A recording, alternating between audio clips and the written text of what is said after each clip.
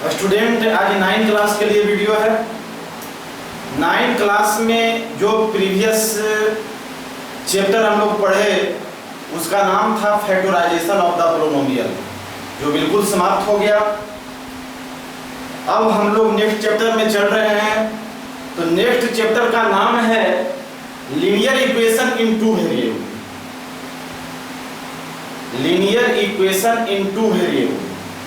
अब इस चैप्टर में हम लोग पढ़ेंगे लीनियर इक्वेशन टू वेरिएबल के बारे में। सबसे पहले तुमको समझना है कि लीनियर इक्वेशन टू वेरिएबल किसे कहा जाता है। तो लीनियर इक्वेशन टू वेरिएबल किसे कहा जाता है, तो ऐसा इक्वेशन को हम लोग लीनियर इक्वेशन टू वेरिएबल कहते हैं जो ax plus by plus c बराबर 0 के फॉर्म में हो। ax plus by plus c बराबर 0 के फॉर्म में यदि कोई इक्वेशन है जहां a b c are real number, जहां a b c कोई भी जो है वास्तविक संख्या होना चाहिए a b c के स्थान पर, जहां a not equal to 0 b not equal to 0, तब वैसा इक्वेशन को हम लोग लीनियर इक्वेशन टू वेरिएबल कहते हैं। अब देखो, किसी भी इक्वेशन को हम लोग लीनियर इक्वेशन टू वेरिएबल तब कह सकते हैं जब वैसा equation ax plus by plus c बराबर 0 के फॉर्म में हो, जहां a b c are real number. a b c के स्थान पर कोई भी वास्तविक संख्या हो सकती है, और a not equal to 0 b not equal to 0। जैसे हम लोग एग्जांपल लिए कि 2x प्लस 3y प्लस 5 बराबर 0।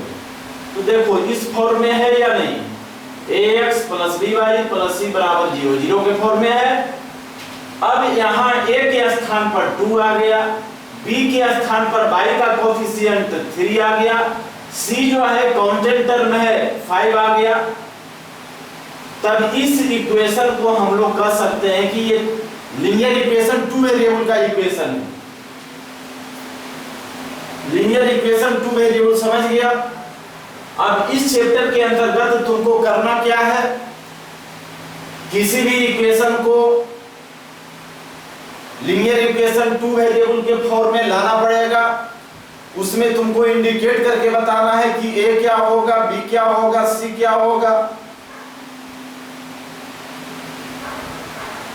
जैसे देखो एक्सरसाइज 4a, हम लोग एक्सरसाइज 4a में आए।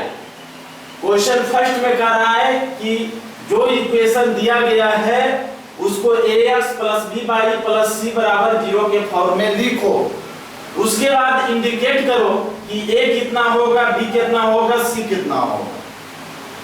अब इक्वेशन दिया गया है कि 3x प्लस 5y बराबर 7.5 है। तो जो इक्वेशन दिया गया है 0 के फॉर्म में नहीं है, तो 0 के फॉर्म में कब आएगा, तो पहले जो डेसिमल दिया हुआ है हम उसको हटा दिए। तो डेसिमल हटा देंगे तो डेसिमल के बदल जो है नीचे 10 आ जाएगा। 5 से काट दिए, 5 से कटा तो 15 हो गया, 2 हो गया। अब इसको क्रॉस मल्टी कर दिया गया। तो 2 में हम 3x से गुना किए 6x, 2 में 5y से गुना किए 10y, अब 15 में 1 से गुना किए 15 को हम लेफ्ट तरफ ले चलाए साइन चेंज करके। तो 6x प्लस 10y माइनस 15 बराबर 0। अब देखो 0 के फॉर्म में आ गया। इसका मतलब है कि हम लोग ax plus by plus c के फॉर्म में लिख दिए। हमको अब इंडिकेट करना है कि a क्या होगा, b क्या होगा, c क्या होगा। तो a जो है x का कोफिशिएंट होगा 6 आ गया, b जो है y का कोफिशिएंट 10, c जो है कांस्टेंट टर्म तो माइनस 15, सब इंडिकेट हो गया। अब इसी में देखो हम फर्स्ट का जो है 5 नंबर लिए। तो 5 नंबर देखो किस पार्ट में है, ये अभी ax plus by plus c बराबर 0 के फॉर्म में नहीं है, ये अभी फ्रैक्शन पार्ट में है। तो जब फ्रैक्शन पार्ट में रहेगा तो उसको एलसीएम ले लेना है। तो 5 और 6 का एलसीएम लिए 30 है, 5 में 30 से डिविजिबल किए 6 आया, 6 में 1 से गुना किए 6x, 6 में 30 से डिविजिबल किए 5, 5 में y से गुना किए 5y बराबर 1। अब इसको क्रॉस मल्टी कर दिया गया। तो 6x माइनस 5y बराबर 30, 6x माइनस 5y 30 को लेफ्ट तरफ ले चल गए साइन चेंज करके बराबर 0। अब देखो ये 0 के फॉर्म में आ गया, तो जब 0 के फॉर्म में आया तो ये जो है ax plus by plus c के फॉर्म में आ गया। अब हम इंडिकेट करेंगे a b c, तो a हो जाएगा x का कोफिशिएंट 6, b हो जाएगा y का कोफिशिएंट -5, c हो जाएगा माइनस कांस्टेंट टर्म -30। चलो ये भी तुम्हारा हो गया। क्वेश्चन नंबर सेकंड भी वही चीज कर रहा है जो फर्स्ट है। इसमें भी जो इक्वेशन दिया गया है उसको ax plus by plus c के फॉर्म में लिखना है और इंडिकेट करना है कि a कितना होगा, b कितना, c कितना। देखो अंतर दोनों क्वेश्चन में क्या है, इसमें 2 वेरिएबल दिया हुआ था। 2 वेरिएबल मतलब एगो x वेरिएबल एगो y वेरिएबल। यहाँ जो है केवल रहेगा 1 वेरिएबल और तुमको 1 वेरिएबल से 2 वेरिएबल में जो है बदलना होगा। और उसके बाद जब 2 वेरिएबल में चेंज हो जाएगा तब उस इक्वेशन को हम 2 वेरिएबल कहेंगे और सारा जो है a b c को इंडिकेट कर देना है। जैसे देखो यहाँ x बराबर 6 दिया हुआ है तो y वेरिएबल नहीं है, तो 6 को हम ले चलाए लेफ्ट तरफ, तो x माइनस 6 बराबर 0। जो वेरिएबल इसमें जो है नहीं है तो उसके स्थान पर 0 इंटू y जोड़ देना है। तो यहाँ जो है इंडिकेट कर दिए 0 इंटू y और -6, क्योंकि y जो वेरिएबल नहीं था इसलिए 0y लगा देना। अगर y वेरिएबल नहीं है, x वेरिएबल नहीं रहता तो 0 इंटू x कर देते। अब x प्लस 0 इंटू y -6 बराबर 0 है। अब ये ax plus by plus c बराबर 0 के फॉर्म में आ गया। अब हम लोग कर सकते हैं कि a बराबर 1, क्योंकि x का कोफिशिएंट यहाँ 1 छिपा हुआ है, b बराबर अब कर सकते हैं y का कोफिशिएंट यहाँ 0 है, c बराबर -6। अब तीनों आ गया, a b c को इंडिकेट कर लिया गया। नेक्स्ट क्वेश्चन देखो 4 number, find 5 different solution. Equation दिया गया है, 5 को डिफरेंट सॉल्यूशन लिखना है। इस टाइप का क्वेश्चन जो है परीक्षा के लिए इंपॉर्टेंट है। Find 5 different solution. इक्वेशन दिया गया है 2x - 3y बराबर 6, इक्वेशन दिया गया है। अब इसमें 5 डिफरेंट सॉल्यूशन लाने के लिए हम लोग क्या करेंगे कि y जो है y वेरिएबल को x के फॉर्म में जो है कन्वर्ट कर देना है। अब ऐसा कन्वर्ट करेंगे कि y वेरिएबल जो है पॉजिटिव साइन के रूप में रहे। तो यहाँ y वेरिएबल माइनस के साइन में है, उसको हम राइट तरफ ले चल गए, पॉजिटिव साइन हो गया, और 6 को हम लेफ्ट तरफ ले चल गए। तो जब y बराबर लिखेंगे तो 2x - 6y 3 आ गया। y जो है बिल्कुल इंडिपेंडेंट हो गया, y जो है x के फॉर्म में आ गया। जब y को x के फॉर्म में कर देना है, पहले तो काम करना है y को x के फॉर्म में कर देना होगा। अब x का वैल्यू तुमको 0 से लेकर करके तुमको 9 तक अपना मन से ऐसा लेना है कि 3 से वो डिविजिबल हो जाना चाहिए। तो पहले तो हम 0 लेंगे, उसके बाद 1 लेंगे, -1 लेंगे, 2 लेंगे, -2 लेंगे, 3 लेंगे, -3 लेंगे, 4 लेंगे, -4 लेंगे। इसी तरह से बढ़ते जाएंगे जब तक वो 3 से डिविजिबल नहीं हो जाता है। ऐसा सॉल्यूशन तुमको कितना लेना है, तो 5 सॉल्यूशन लेना है, 5 सॉल्यूशन लेना है। अब इधर देखो, सबसे पहले हम लोग पुट किए x बराबर 0। तो जब पुट बराबर x बराबर 0 किए तो जहां x था वहां 0 बैठा दिया गया है। 0 में -6 जाएगा, -6 3 से देखो डिविजिबल हो गया तो -2 आ गया। 1 लेने से 3 से डिविजिबल नहीं हो रहा, 2 लेने से नहीं हो रहा, उसके बाद देखो 3 लेने से डिविजिबल हो रहा, तो हम 3 ले सकते हैं, -3 ले सकते हैं। तो x बराबर जो है 3 रखा गया। तो जहां x था वहां 3 में 2 से गुणा किए 6 में 6 गया 0, 0/3 बराबर 0। चलो सेकंड सॉल्यूशन हम ले लिए।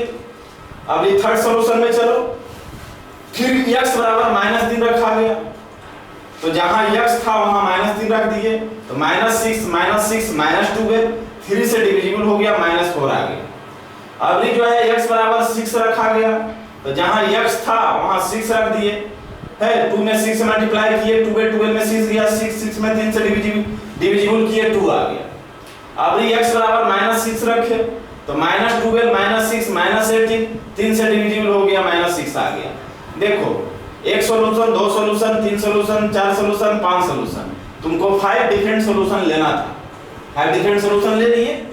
अब एक हम टेबल बनाएंगे जो कि x और y दोनों वेरिएबल के लिए टेबल होगा। अब टेबल बन गया, x का जो है वैल्यू हम 0 लिए थे तो y निकल के -2 आया, x बराबर 0 तो y -2, x जब 3 लिए तो y निकल करके आया 0, x 3 लिए y 0 आ गया, x जब -3 लिए तो y -4 आ गया, -3 लिए -4 आ गया, x 6 लिए तो y 2 आ गया, x 6 लिए y 2 आ गया, x -6 लिए -6 आ गया, -6 आ गया। अब 5 सॉल्यूशन मेरा निकल गया, तो 5 डिफरेंट सॉल्यूशन इसी प्रकार से निकालना है। अब नेक्स्ट क्वेश्चन 6 नंबर देखो, x वेरिएबल का x बराबर दिया हुआ है 3k + 2, y बराबर दिया हुआ है 2k - 1, ये सॉल्यूशन, ये x y जो है सॉल्यूशन है किस इक्वेशन का, तो 4x - 3y + 1 बराबर 0। Find the value of k का वैल्यू निकालना है। यहाँ पहले इक्वेशन जो दिया गया है 4x - 3y + 1 बराबर 0 पहले लिख लिए। अब जहां x था वहां हम बैठा दिए 3k + 2, तो x क्या स्थान पर हो गया 3k + 2, फिर -3 लिखे, फिर यहाँ y था, y बराबर दिया हुआ है 2k - 1 + 1 बराबर 0। अब ये दोनों से जो है मल्टीप्लाई होगा, ये भी दोनों से मल्टीप्लाई होगा, साइन चेंज होगा, तो 4 में 3 से किए 12 के, 4 में 2 से किए 8, 3 में 2 से किए 6 के, चिन्ह चेंज हो गया, 3 + 1 अपना जाति में था घट गया, ये तीनों जुड़ गया, 12 बराबर 0, 12 को राइट तरफ ले चला है, -12 k बराबर -12/6, k का वैल्यू आ गया -2। नेक्स्ट क्वेश्चन देखो 7 नंबर, इसमें दिया हुआ है कि 1 पेंसिल का दाम x रुपया है, तो 5 पेंसिल का दाम कितना होगा 5x, एक बॉल पेन का दाम ₹22 है, तो 2 बॉल पेन का दाम कितना होगा 2y। इसमें कहता है कि जो रिलेशन दिया गया है उसको 2 वेरिएबल के रूप में बना करके लिखो, ठीक है। तो यहाँ द कॉस्ट ऑफ 5 पेंसिल बराबर द कॉस्ट ऑफ 2 पेंसिल, ये क्वेश्चन में दिया हुआ है। तो 5 पेंसिल का दाम निकाल लिए हम 5x, तो नीचे हो गया 5x, 2 बॉल पेन का दाम हो गया 2y, तो नीचे हो गया 2y, 2y को इधर ले आए तो -2y इधर 0 हो गया। देखो 2 वेरिएबल का इक्वेशन बन गया, तो केवल इक्वेशन बनाना था 2 वेरिएबल का, क्वेश्चन दिया हुआ था इक्वेशन बनाना था। इस तरह से क्लास 9 जो है एक्सरसाइज 4A कंप्लीट करेगा।